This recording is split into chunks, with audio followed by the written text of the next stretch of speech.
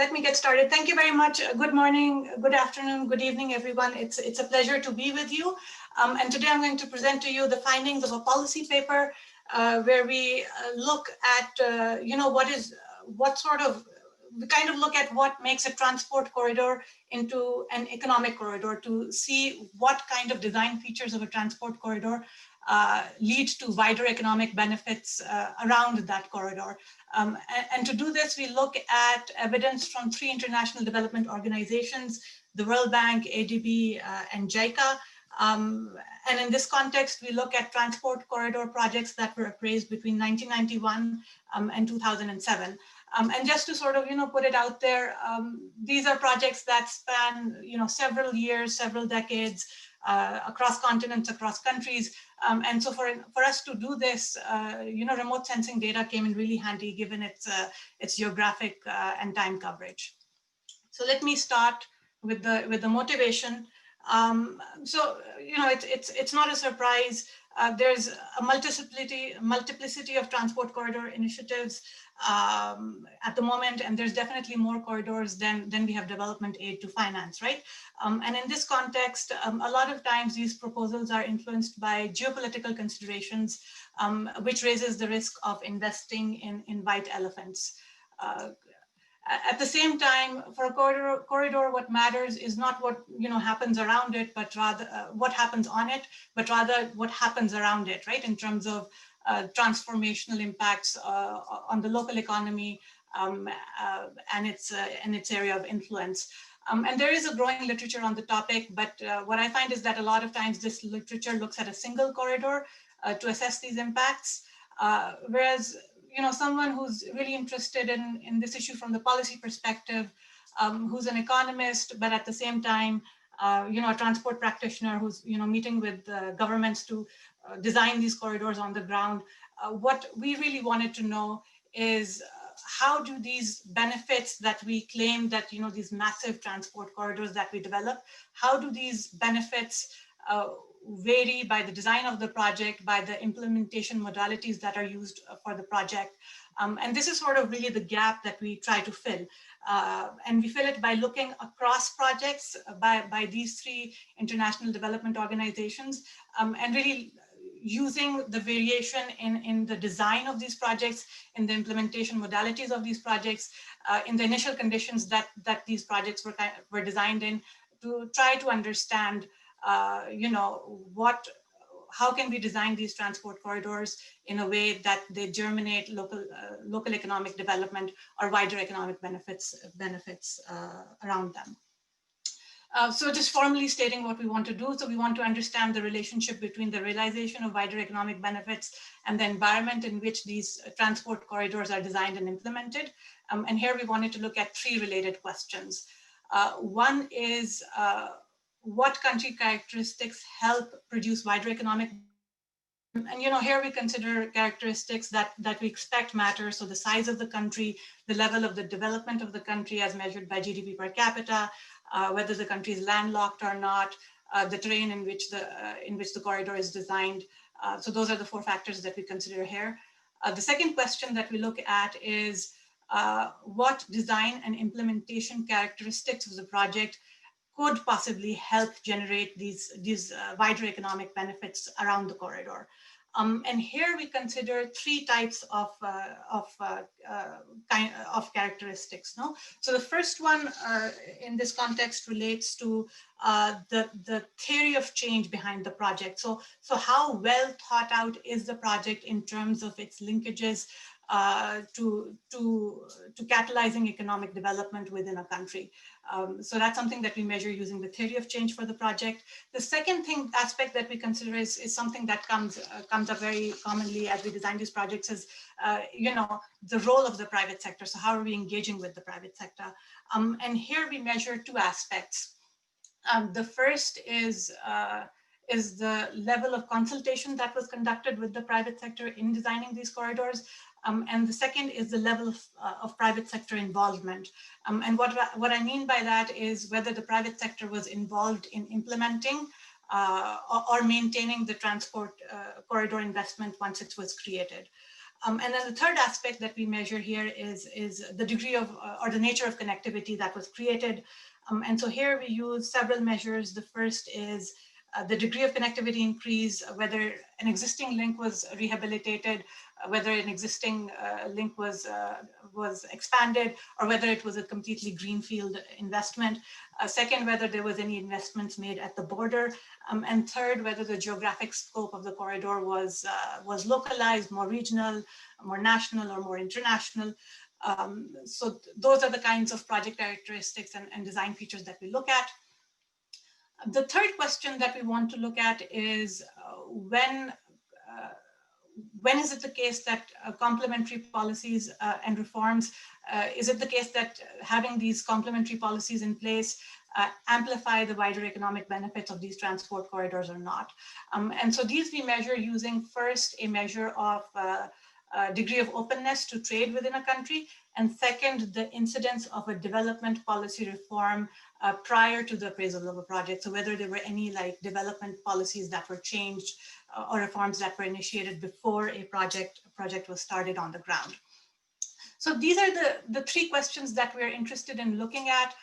The way we look at them is we review all transport investments that were appraised or approved by ADB, World Bank, or JICA between 1991 and 2007. And we go through them and we scan them and screen them to identify investments that would qualify as a transport corridor. We then review the various project documents for these projects and identify the key variables that I described, how the project was designed, what are the initial conditions, mapping those from other data sources, and then looking elsewhere to identify if there were policy reforms initiated within these countries prior to the appraisal of the project. So that's sort of how we create our data set. And when we do all this screening, we end up with 47 projects in the road, rail, and riverways sectors. Most of the projects end up being road projects. And so that's what our data set looks like. Of course, the question is, what is our outcome variable, right? And this is where remote sensing data comes in handy for us. So we use night lights data to measure local economic activity around the corridor. And that's the measure of these wider economic benefits that we use, which is local economic activity as proxied by night lights data.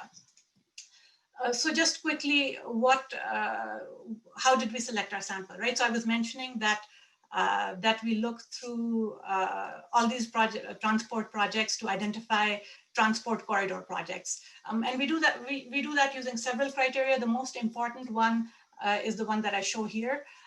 So what we wanted to do is limit ourselves to transport investments that build new, rehabilitate existing, or upgrade existing transport infrastructure that was at least 100 linear kilometers along a given route.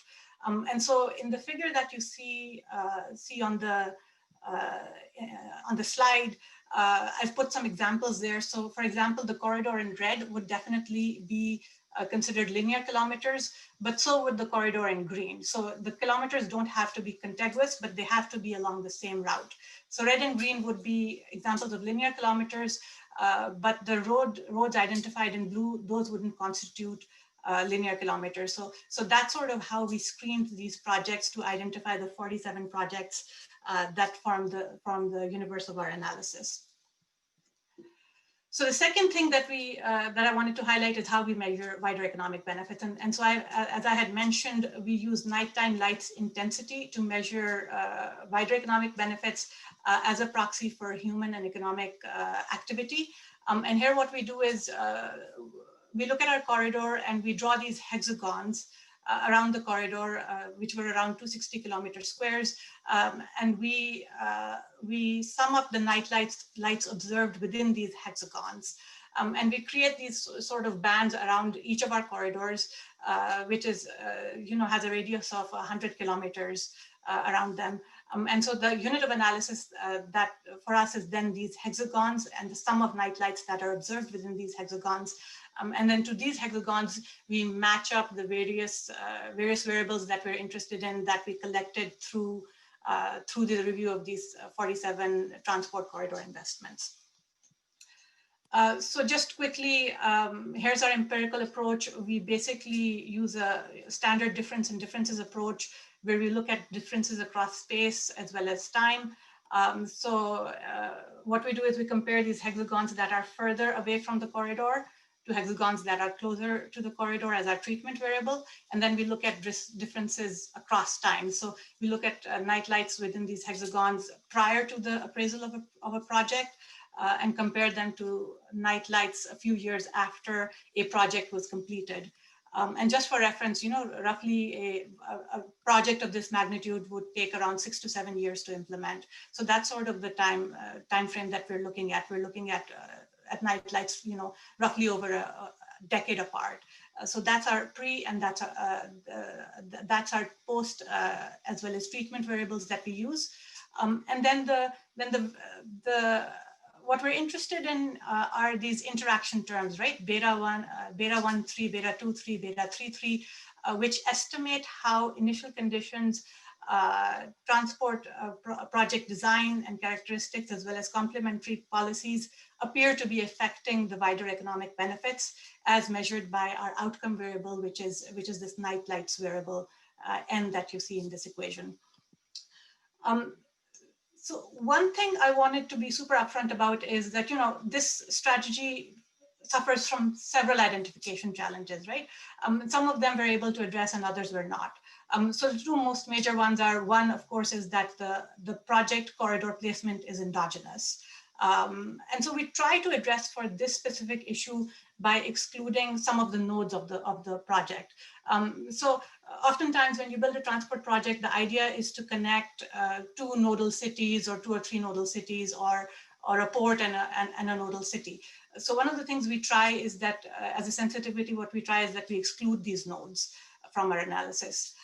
The second way that we try to control for this is that we run some additional analysis where we instead exclude larger urban centers. So we exclude some of the hexagons for which the human settlement data indicated that these were relatively, quite built up. So that's the second way that we try to control for the endogenous placement of these transport corridors. And then the third thing that we do is we try to exclude some of the partially treated hexagons. So we were considering all hexagons between 0 to 100 kilometers, and using a more continuous treatment variable. We throw out as one of the sensitivities, we throw out some of the hexagons and only consider hexagons that are 0 to 20 kilometers, and then 80 to 100 kilometers as our treatment and control. The second source of endogeneity, of course, that we have is that a lot of these project characteristics themselves might be determined based on the potential of the project itself, right?